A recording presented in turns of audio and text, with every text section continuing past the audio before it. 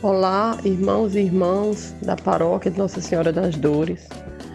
Estamos aqui mais uma vez para iniciarmos o nosso estudo da Palavra de Deus.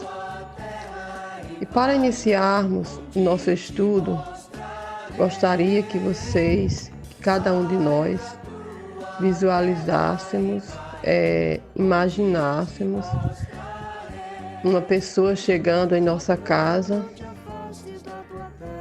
Podemos fechar nossos olhos e imaginar uma pessoa chegando em nossa casa e dizendo para a gente sair do meio da nossa família, deixar nossos parentes, pegar nossas coisas e ir para onde essa pessoa indicasse e para onde essa pessoa mandasse a gente.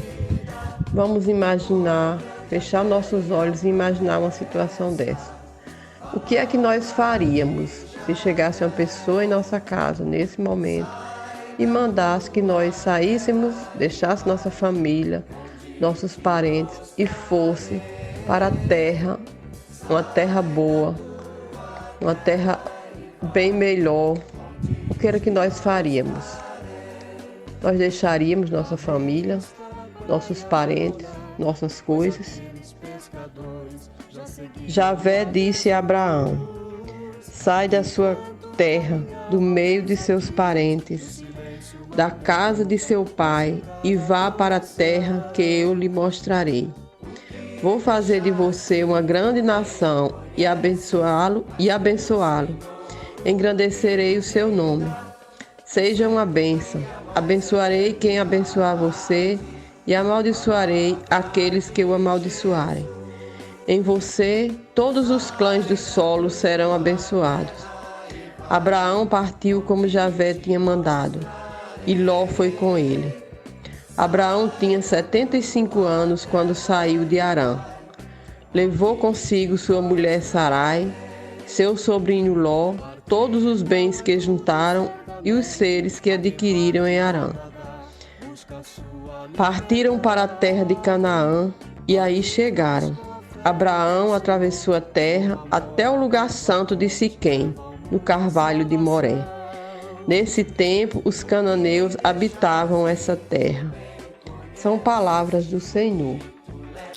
Caros paroquianos e paroquianas, estamos aqui para mais um estudo da Bíblia, dos nossos encontros online.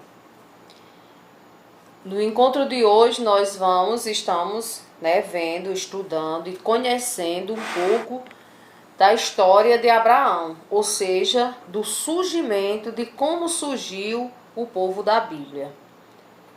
E para entender como foi a origem de como esse povo surgiu, nós vamos iniciar, como já viram na oração, sobre o chamado de Abraão. Primeiro, para a gente entender por que Deus fez o chamado a Abraão. Primeiro, precisamos saber como Abraão vivia. Abraão vivia, na época de Abraão, existia uma cidade chamada de cidade-estado. Essa cidade-estado era governada por um rei, era independente, era uma cidade independente, era cercada de muros de proteção para evitar invasões. Olha, os muros como eram altos, aqui nós temos na imagem mais ou menos, Para evitar invasões, dentro dos muros da cidade-estado quem vivia dentro do muro? Vivia o rei, o sacerdote, os nobres e o exército. Fora da cidade-estado, ou seja, fora dos muros, ficavam as aldeias dos camponeses, desprotegidos. Eles ficavam fora do muro. Dentro do muro ficava o rei, o sacerdote, os nobres. E fora ficavam os camponeses. E eles ficavam totalmente desprotegidos. O rei fornecia alguma proteção mediante atributos e submissão. Então, a gente pode perceber que a proteção era muito pouca. Porque ele tinha um interesse. Que essas aldeias, os camponeses, era quem sustentavam os moradores da cidade com trabalhos da lavoura. E pouco sobrava para o seu sustento. Então, eles estavam lá fora, eles trabalhavam para sustentar a corte quem vivia lá dentro da cidade-estado, ou seja, por dentro dos muros. E eles trabalhavam em regime de escravidão, era submisso, pagava pesados tributos, que sobrava pouco para sustentar a família. Então era dessa forma que eles viviam. Depois,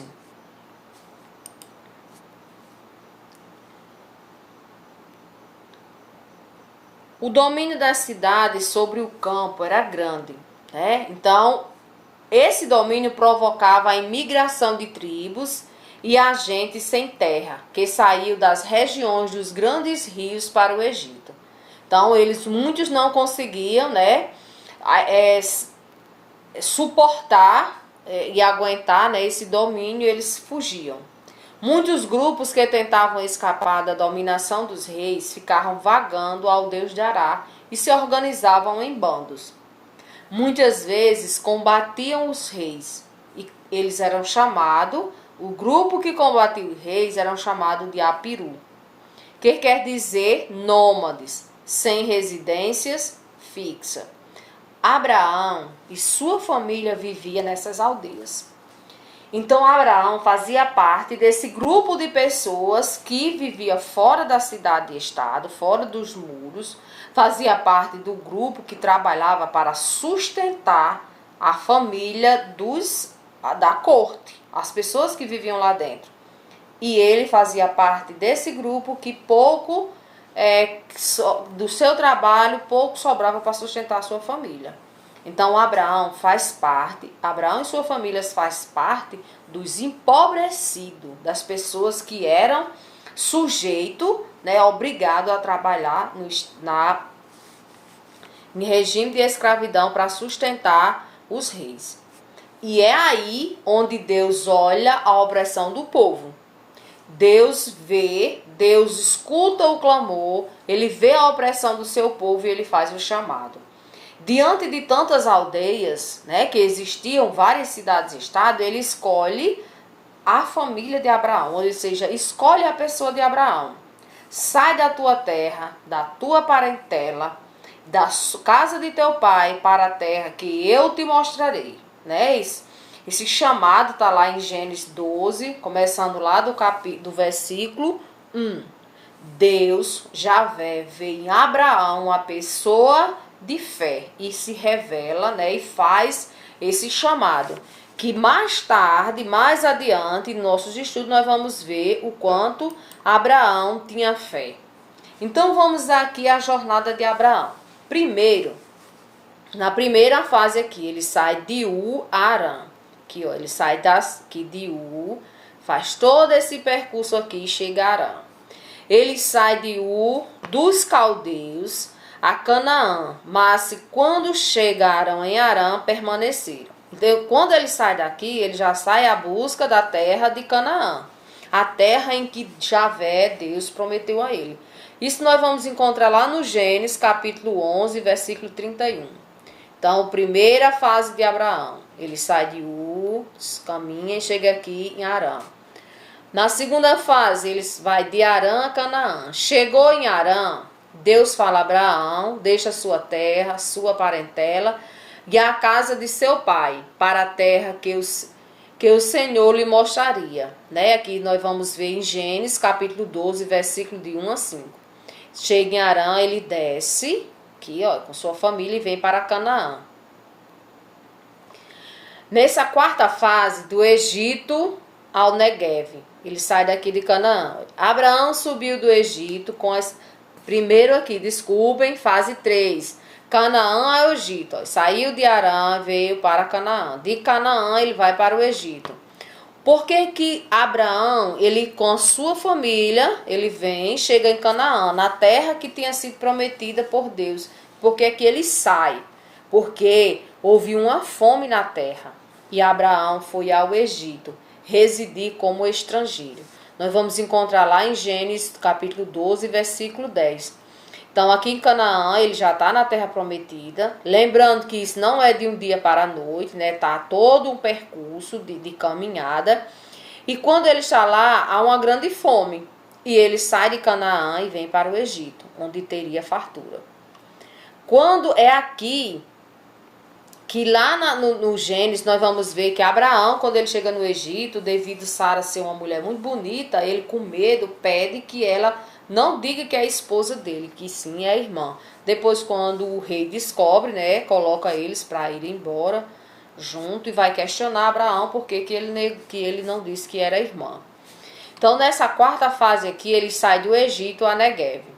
Abraão subiu do Egito com a esposa e Ló e tudo o que tinha ao Negueve.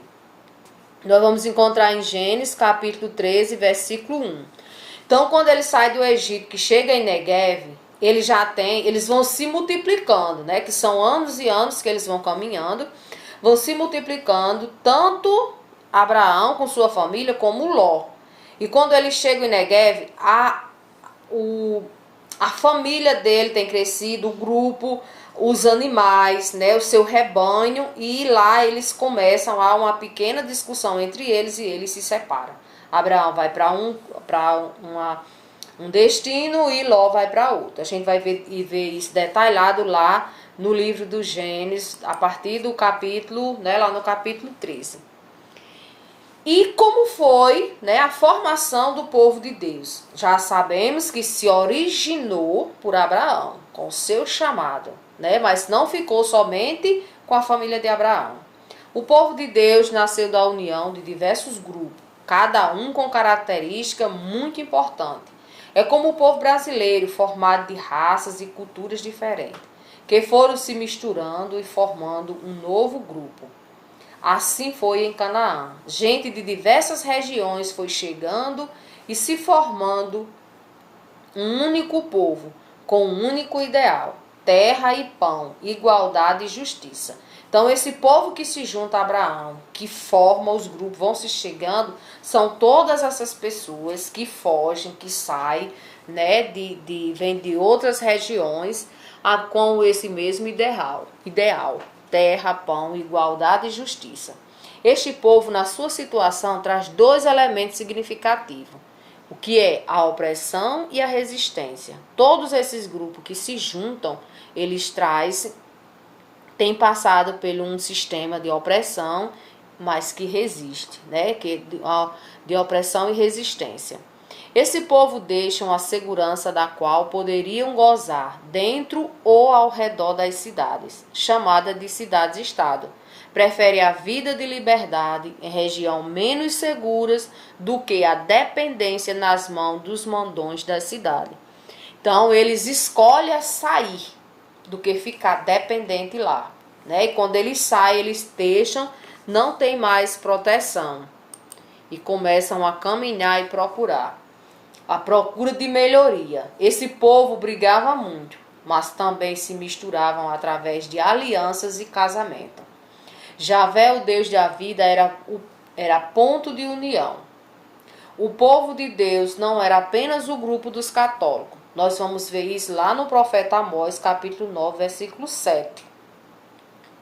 Faz parte do povo de Deus toda pessoa que luta pela vida e é solidário com os irmãos, né? Essa é quem faz parte de Deus, né? Que tem essas duas missões, que faz parte do grupo do povo de Deus e não somente católico. O período em que aconteceu essa formação, quando foi que aconteceu? O povo da Bíblia não se preocupou em marcar datas, talvez ele nem mesmo soubesse direito. Os historiadores tentam achar uma data mais aproximada, mas se cada um diz uma coisa. Então, a data varia entre 1950 a 1300 antes de Cristo. E nós temos aqui, vamos ver os principais grupos, né? Porque foram vários, mas temos aqui os principais. Nós temos os hebreus ou apirus. São pessoas com direitos limitados e de escasso recurso econômico. Eram os empobrecidos de Canaã, devido à sua experiência de resistência ao sistema dos reis. O que tem em comum esse povo? É que são todos empobrecidos. É isso que tem em comum entre eles. Outro grupo é chamado de pastores seminômades de Canaã. recebem esse nome porque não estão fixos em determinada região. Ficam acampados no lugar enquanto as condições naquele local são favoráveis para a alimentação do grupo e dos seus animais. Os seminômades pertencem aos primeiros grupos que resistem à opressão das cidades-estado no decorrer do segundo milênio. Então eles não têm um lugar fixo.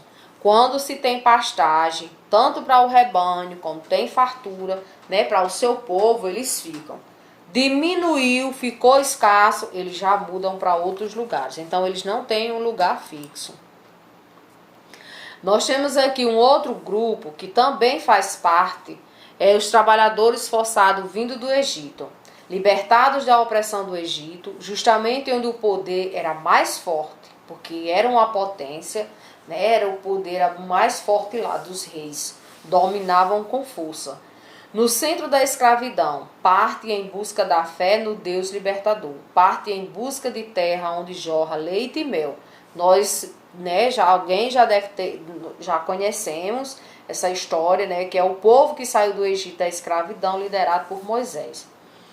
Durante a caminhada, o povo passa por sofrimento, opressão, fraqueza. Mas o deserto é lugar de purificação e encontro com Javé, o Deus que sempre acompanha o seu povo.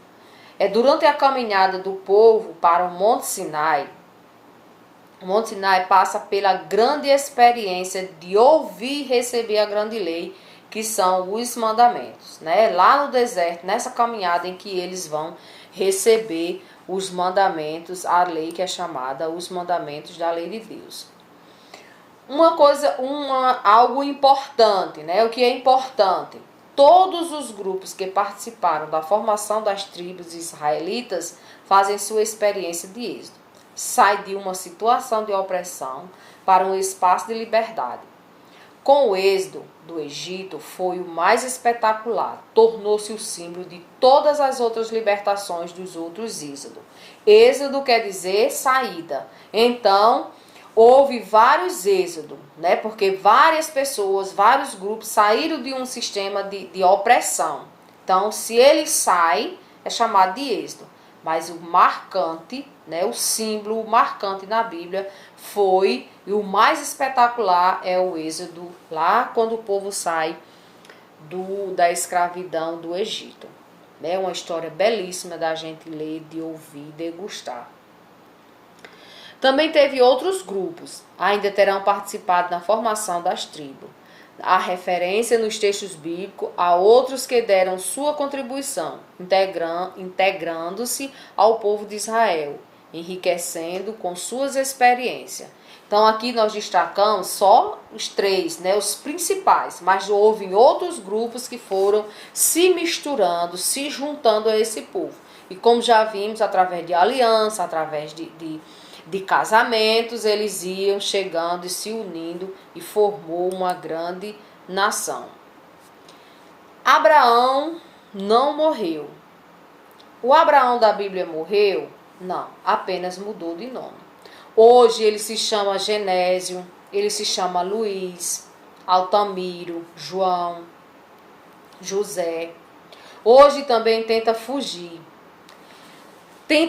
da miséria, larga a vida errante e troca o sertão seco por uma roça verde, perto das águas, onde possa trabalhar a terra, criar o seu gado e cuidar de sua família.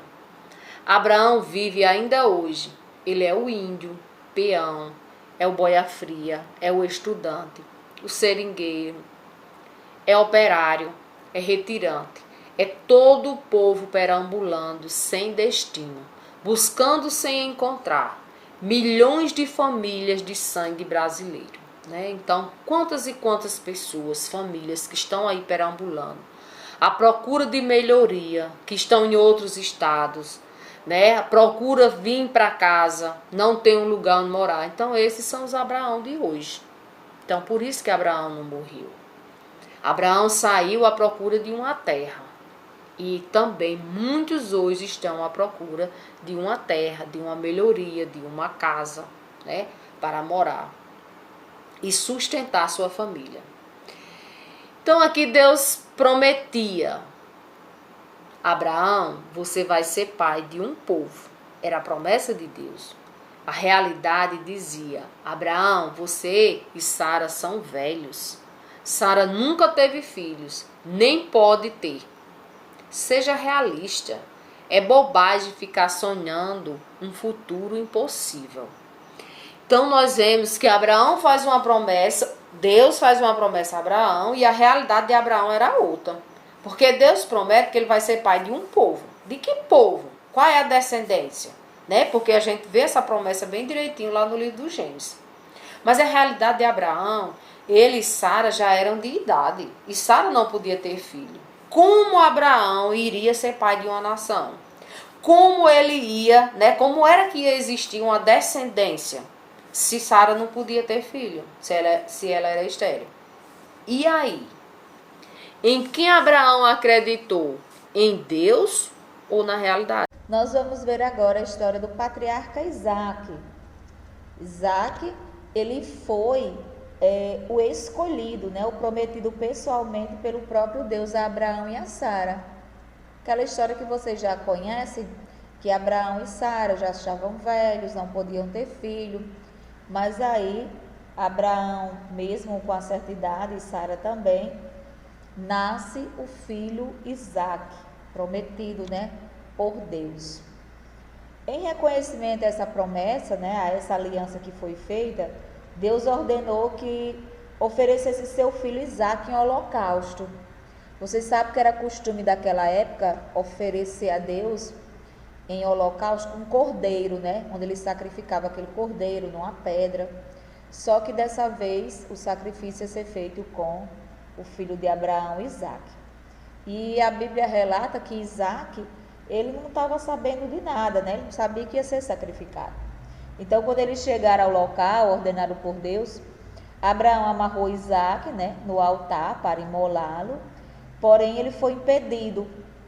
Mas o anjo do Senhor chamou do céu: Abraão, Abraão, eis-me aqui. Aí ele respondeu: não toque no rapaz. Disse o anjo: não faça nada. Agora sei que você teme a Deus, porque não me negou seu filho. Ele diz assim: não me negou seu filho, né? O filho, o seu único filho, né? E aí o episódio do sacrifício, ele é muito significativo, porque mostra o quê? Mostra a fé de Abraão, que não se resume apenas em obedecer à ordem divina e entregar seu filho em holocausto.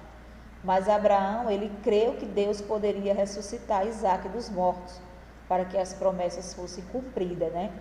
E eis que nessa cena, nesse momento que é bem importante, bem significativo na Bíblia, aparece um cordeiro, né? E aí Abraão sacrifica o cordeiro no lugar de seu filho. Com o passar do tempo, né, Isaac cresceu, né, juntamente ali com seu pai e sua mãe, aprendendo todos os seus ensinamentos. Isaac tinha por volta dos 40 anos, ele conhece Rebeca, né? E aí Abraão pediu para que seu servo trouxesse de sua terra, dentre de seus parentes, uma esposa para Isaac. E Abraão creu, né, que o Senhor garantiu o êxito da missão, e assim foi.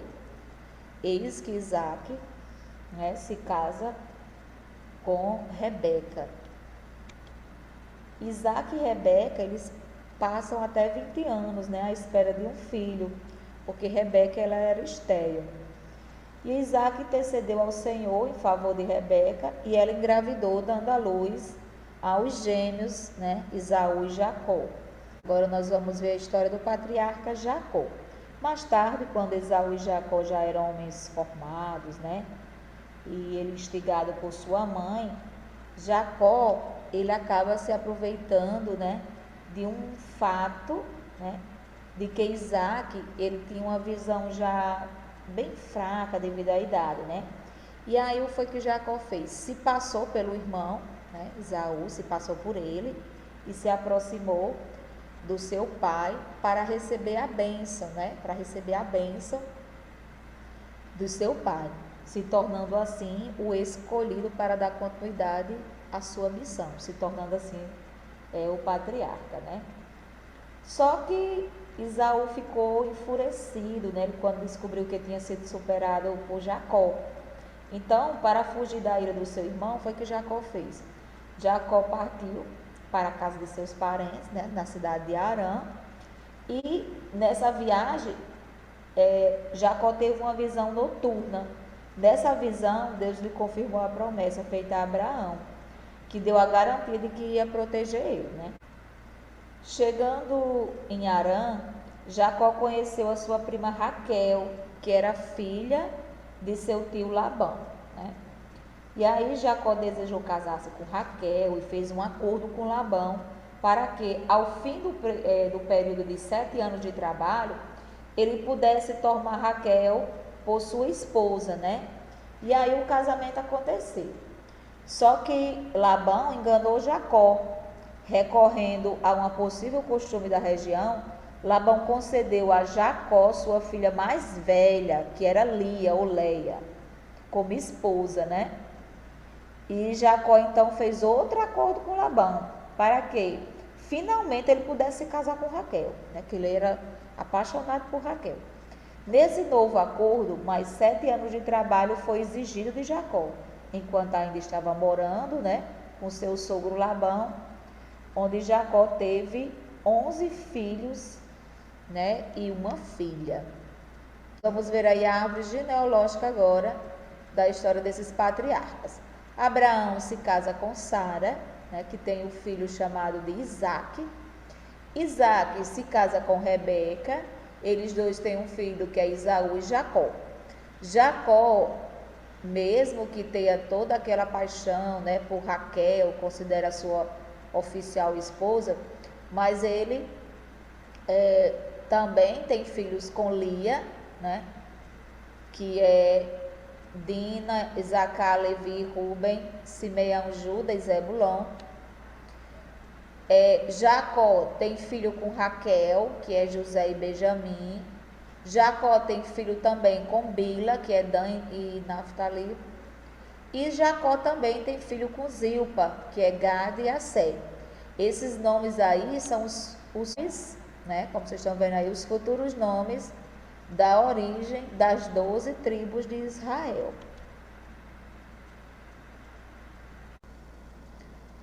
Agora nós vamos ver a história, né, de José. José aí é o José chamado José do Egito, não é aquele José lá do Novo Testamento, e sim José do Antigo Testamento, né? Sua história está no livro de Gênesis. E José, ele foi o 11º filho de Jacó, e o primeiro com sua esposa que mais amava, né, Raquel. José era o filho preferido de Jacó, pois além de ser seu filho da velhice, né, que também era filho de Raquel, José ganhou uma túnica, né, toda especial de Jacó, que mostrava, né, a sua predileção. E aí os irmãos de José nitidamente ficaram com inveja, né, um descontentamento muito grande em relação a ele. Mas foi depois dos 2 sonhos que José teve, né, que José tinha uns sonhos, umas previsões, que fez com que os irmãos ficassem ainda com mais raiva, né, mais inveja. E aí, certo dia, José foi enviado por seu pai para encontrar com seus irmãos, né, e verificar como é que estava o rebanho. Ficaram com muita raiva dele. E aí planejavam matá-lo, mas foram impedidos pelo irmão mais velho, Ruben. Então foi que eles fizeram, lançaram José em uma cova, né? E aí depois, passando ali pelo local uma caravana de ismaelitas, eles tiveram a ideia de vendê-lo, né? E aí acabaram levando nessa caravana até o Egito. E aí José foi vendido, né, como escravo para Potifar, que era o oficial do faraó. E José lá começou a prosperar, a mostrar, né, os seus talentos, as suas virtudes, né, com o seu trabalho também. E aí Potifar acabou promovendo José como um supervisor da casa, né? Só que a esposa, né, de Potifar, começou a se interessar por José, né? E tentou seduzi-lo. Porém, José era temente a Deus e rejeitou totalmente a mulher dele, né? Na última tentativa de sedução, a mulher de Potifar acabou conseguindo ficar com a roupa de José na mão, né? Então, ela aproveitou para usar isso como uma ferramenta para acusar José. E o marido, né, Potifar, acabou acreditando na sua esposa e aí mandou José para a prisão. Lá na prisão, José conheceu dois funcionários, né, da corte do faraó, e aí ele com seus sonhos, né, contando para essas pessoas que estavam com ele lá na prisão, contou os sonhos que tinha, né? Eles ficaram muito encantados com as histórias de José, e José pediu para que quando ele estivesse lá junto do faraó, falasse dele, né? Falasse que ele interpreta sonhos, né? José já muito sábio, né? Muito conhecedor da história, ele acabou falando isso, né? E eis que um dia, né, um deles estava com o faraó e contou, né? O faraó já estava indignado porque estava tendo vários sonhos e ele não conseguia, ninguém conseguia interpretar os sonhos do faraó.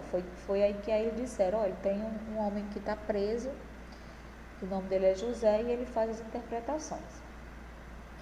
E o faraó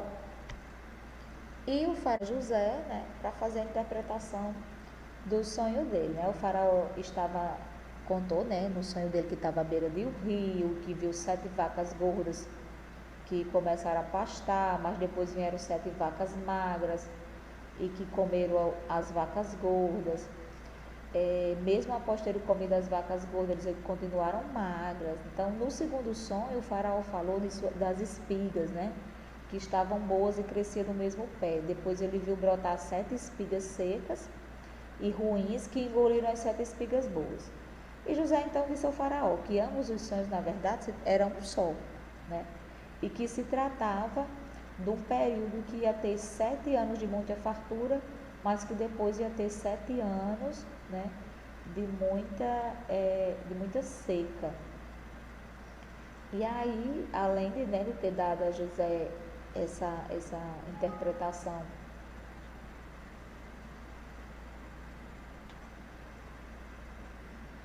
e aí o faraó, né, analisou direitinho. Aí, além de ter dado a José a interpretação dos sonhos, Deus também concedeu sabedoria, né, para que ele apresentasse esse plano ao faraó, a fim de também que o Egito conseguisse superar esses anos de crise, né? O faraó então colocou José como o segundo homem do Egito, abaixo dele apenas, né? José se tornou um grande aliado, digamos assim, do faraó, né? Esse faraó é como se fosse o rei, né, do Egito, da época. É como se fosse, não, é o rei do Egito. E aí José casou, né, teve 2 filhos, que foi Manassés e Efraim. E como a fome estava assolando, né, a terra, cresceu uma fama que o Egito tinha bastante mantimento. Foi aí, né, que os irmãos de José acabaram indo buscar mantimentos. E quando eles chegaram lá, José reconheceu, né, que eram os seus irmãos, mas se não, os irmãos reconheceram que ele era José. E José pede para traga o seu irmão mais novo, você tem um irmão mais novo, traga aqui, porque José não conhecia até então Benjamim, né? E pede também para conhecer quem era o pai deles e tudo mais. No primeiro instante, né, apenas José teve esse reconhecimento, mas mais tarde, porém, após alguns testes, né, por parte de José, o governador do Egito, revelou sua verdadeira identidade aos seus irmãos, né? E aí ele convida esses irmãos para um grande banquete, né? E eis que os irmãos, juntamente com o pai, todos eles saem lá de Canaã e vão para o Egito, né? Buscar esses mantimentos, buscar essas melhoras de vida, né? E chegou um momento que José, né, tratou de trazer o pai, toda a família para o Egito. O faraó também apoiou, né, a sua decisão. E mais tarde, Jacó faleceu mas José preparou todo o seu sepultamento, né, de acordo com os costumes egípcios, né, que era embalsamado, mas Jacó foi sepultado na sua terra, como ele pediu, né, em Canaã, conforme o desejo dele.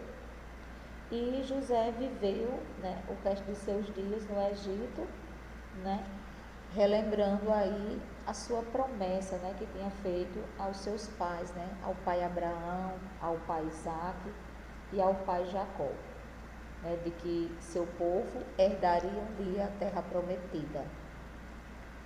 E no nosso próximo encontro, a gente vai estudar sobre a caminhada do povo de Deus em busca dessa terra prometida.